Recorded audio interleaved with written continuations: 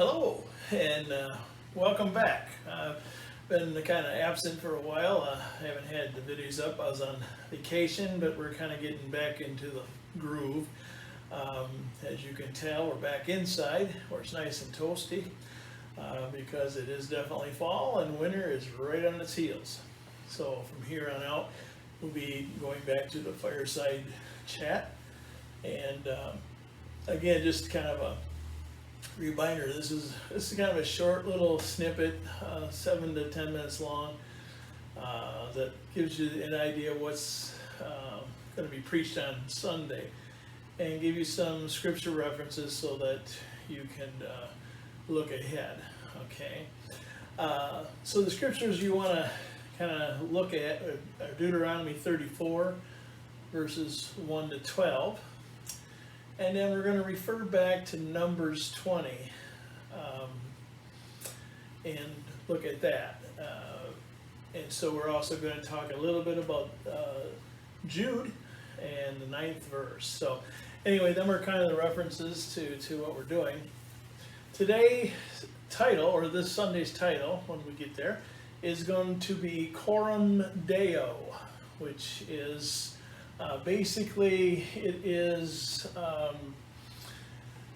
the Latin for this: living in the presence of God, under the authority of God, to the glory of God. Now, this will make sense as we move further along. But I'm gonna kind of just paraphrase real quick because I wanted this to be short. This is a story of Moses' death. And so we've been covering Moses and all the different things that he's gone through with his people and how they were grumbling and mumbling all the time and complaining. So this is the story about his death. So he takes God himself. As you remember, Moses saw God face to face. They had that kind of relationship, I guess you'd say, where they actually could communicate. And so the Lord took Moses and he showed him the promised land, the land that he promised to Abraham, Isaac, and Jacob. And he describes in great detail as far as the geography and where it's at. It's also interesting that that's also the area they believe the Garden of Eden was within the promised land. But he said something. He says, I'm going to let you see it with your own eyes, but you cannot cross over into it. You know, first time I read that, maybe the first several times, I didn't get it. I didn't get why that God was not going to let Moses into the promised land. And he wasn't because he was old. I mean, he was old, but not for that day and time. I think he was 120, 125. But it's made a point of saying that he was still had his faculties. He could see well, he could hear well, his mind was intact. There's more he could have done. But God killed him there and buried him.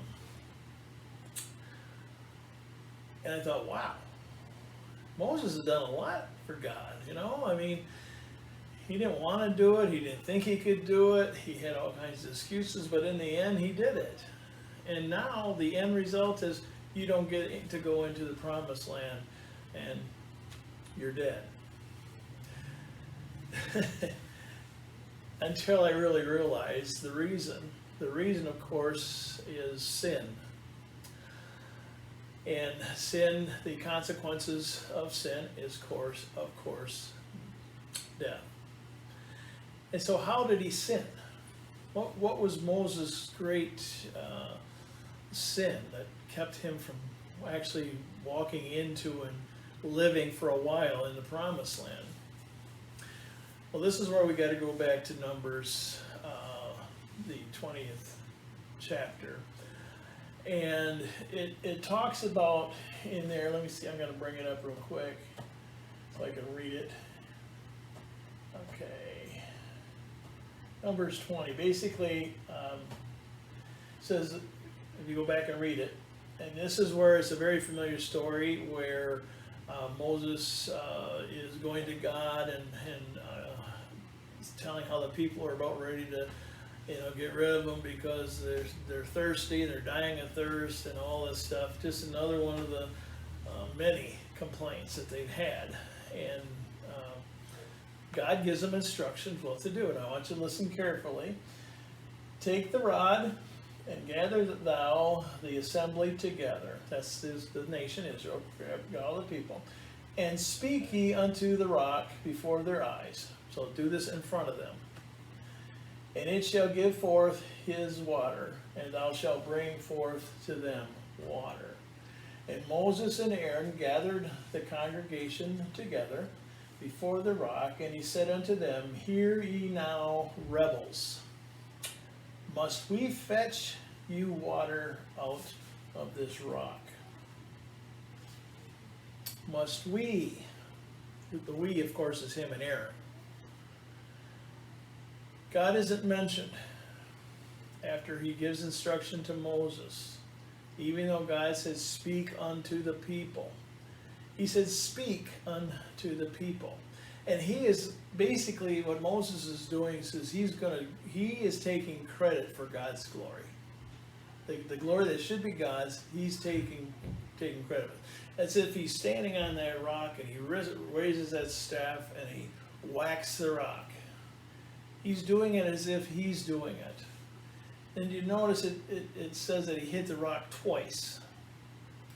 So his first sin is pride, which really is one of the number one sins that people have to deal with. Pride and arrogance. In other words, thinking you're bigger than God, or thinking you don't need God anymore, that you can handle it. They say pride cometh before the fall. That's his first sin. The other sin, of course, is disobedience. God told Moses to speak unto the rocks. But what did he do?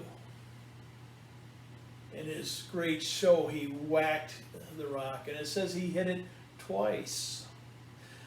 Now, I first thought, as you just read it, but why twice? You got to understand everything in the Bible. There's things there. Why twice?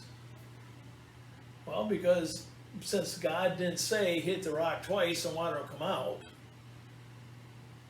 nothing came out the first time. There would be no reason for him to hit it again if he did this and water come flying out. So he hit the rock and nothing happened. And he gave Moses an out. He said, Moses, I'm going to give you a chance to restate this. Okay, give God the glory. But he didn't. And out of mercy for his people, when he hit the rock the second time, the water flowed out. So what happened to Moses? Why did he get prideful? Because he forgot the Deo part of Coram Deo. Deo means to the glory of God. We have problems when we start taking credit for something God has clearly done. Preachers have to be extra cautious about this. People say, oh, you really spoke to me today, or that message really, thank you. And it's nice to hear those things, but you have to guard yourself and say, to the glory of God. Because that's what it's all about. It's not to lift me up, to make me something special, to make me some big star. It's for God's glory. That's Coram Deo. Okay? To be in God's presence. What's that like? To be in God's presence. We're going to talk more about that Sunday. And so I hope you can make it to one of the services, but if you can't, I will be writing a transcript basically of the sermon. So that's it for now, and I see we've gone 10 minutes, so that came out pretty good. We'll talk to you later, and God's blessing to you and your family. Goodbye.